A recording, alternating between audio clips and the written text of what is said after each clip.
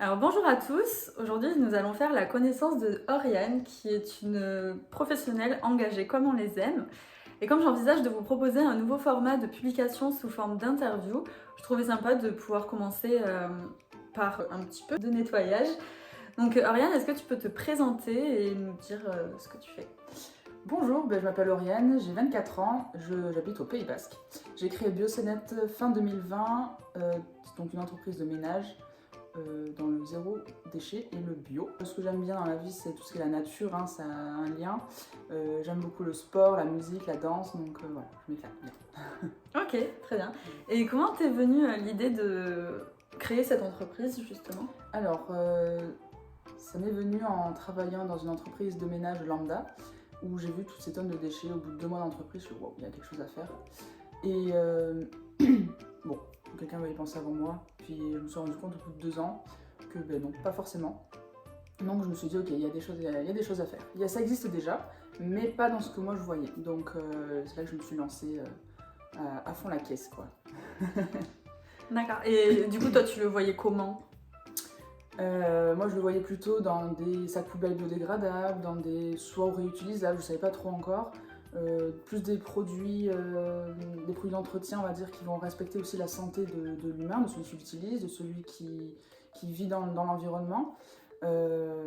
Pareil pour tout ce qui est l'utilisation dans des éponges, etc., de distributeurs de savon, de limiter l'emballage, on va dire, et le jetable. Voilà. Ok. Et quels sont tes principaux clients? Donc là, actuellement, c'est des conciergeries. Alors, je voulais vraiment impacter les pros, mais c'était fin 2020, c'était un peu compliqué pour eux. Donc, j'ai eu des particuliers, mais ils sont déjà engagés, donc bon, ça m'allait pas trop. Et donc, en côtoyant beaucoup d'investisseurs qui connaissaient des gens qui avaient investi, qui cherchaient des femmes de ménage, parce qu'on n'en trouve pas beaucoup. Il y a une grosse demande à ce niveau-là, donc je dis pourquoi pas. J'ai déjà bossé en hôtellerie, ça me plaisait énormément, donc je me suis dit bon, ça doit y ressembler, donc on y va, on verra bien. Et effectivement, je me suis pas trompée parce que du coup là il y a un impact, on va dire mondial, on va dire, parce que c'est vrai qu'on a de la chance d'être dans un coin où il y a du tourisme. Il y a beaucoup de tourisme et il y a aussi du coup tout type de clients et de profils. Tout à fait, tout à fait. Donc c'est un vrai challenge de pouvoir impacter les gens sur ça. Et là, je suis en train de m'ouvrir actuellement chez les professionnels pour vraiment faire mon projet de base.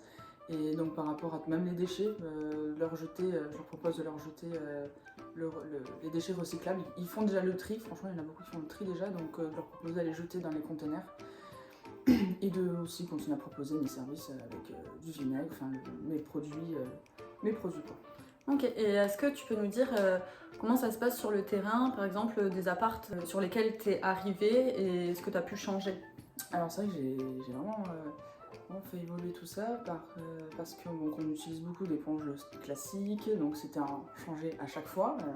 Donc quand la personne restait une nuit, ça me faisait un peu chier de l'ajouter. Après c'était tout ce qui était... Voilà, c'est ça, on essayer de rester poli, mais bon. Tout ce qui était dans les douches, il y avait les produits gel douche, etc. Enfin, ça restait du déchet, et enfin, tous les sacs poubelles noirs, etc. Bon. Et je me suis dit, ok, il faut vraiment trouver quelque chose, donc je voulais prendre le temps avant de proposer ce service, de proposer les consommables, voilà, de trouver ma source. Et donc j'ai découvert une boutique de zéro déchet, donc on achète en vrac. Et là j'ai pu donc commencer à proposer tout ce qui était café, capsules de café biodégradables. J'achète en grosse quantité le vinaigre, le gel douche en vrac, le papier produit toilette vaisselle aussi. et le papier toilette est à base de papier recyclé, exactement. Donc non, franchement j'étais hyper fière d'avoir trouvé ça. Et puis j'ai découvert une dame qui fait des éponges lavables, qui fait des cotons de démaquillant, etc. Et en fait je lui ai demandé si on pouvait faire sur mesure pour mes appartes des éponges lavables qui soient pratiques à utiliser pour pas que ce soit trop compliqué.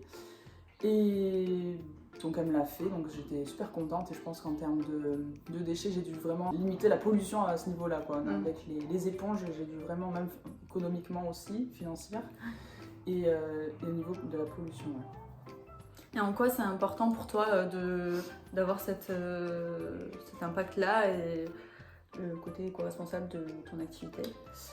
Alors, c'est super important pour moi parce que j'ai grandi à la campagne depuis que je suis toute petite, jusqu'à mes 19 ans. Donc quand je suis arrivée en ville, là je me suis rendu compte que c'est pas du tout la même façon de voir les choses.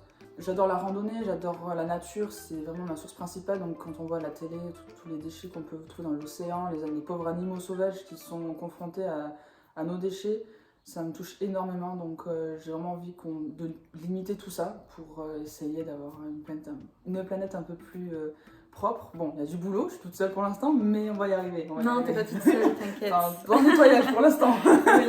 Voilà. Et pourquoi on aurait envie de travailler avec toi plus qu'avec quelqu'un d'autre?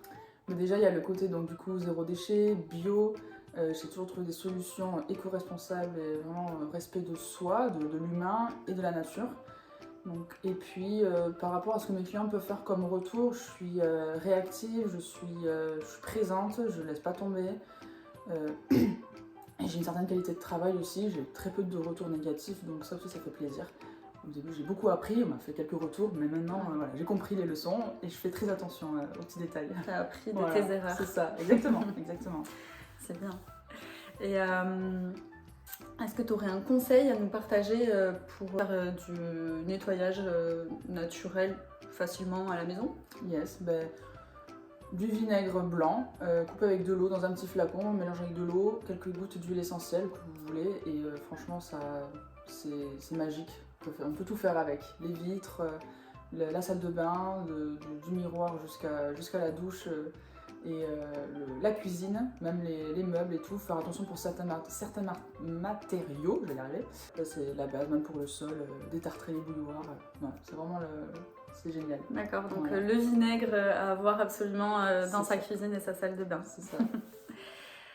Où est-ce qu'on peut te suivre sur les réseaux sociaux par Alors exemple? du coup, j'ai 2 comptes, un sur Facebook et un sur Instagram, mon Biocénet. C'est pas très vivant pour l'instant, mais je compte y remédier.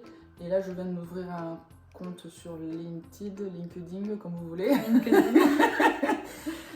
Donc là, c'est au nom de Oriane Cueillat-Lapon. Je commence à avoir beaucoup de déclics et voilà, je serai un peu plus vivante. J'avoue que je me fiais qu'au bouche à oreille, mais maintenant il faut commencer à se montrer. C'est pas toujours facile les réseaux. Ouais, c'est ça, c'est pas évident, mais bon, force s'y mettre à la page. Et très bien, merci pour cette interview, merci, merci à toi pour ta présentation. Et puis si vous voulez donner de la force au développement durable et donc à Oriane, à ce qu'elle fait dans le secteur du nettoyage, vous pouvez liker, commenter et partager cette interview. Merci. Merci à toi.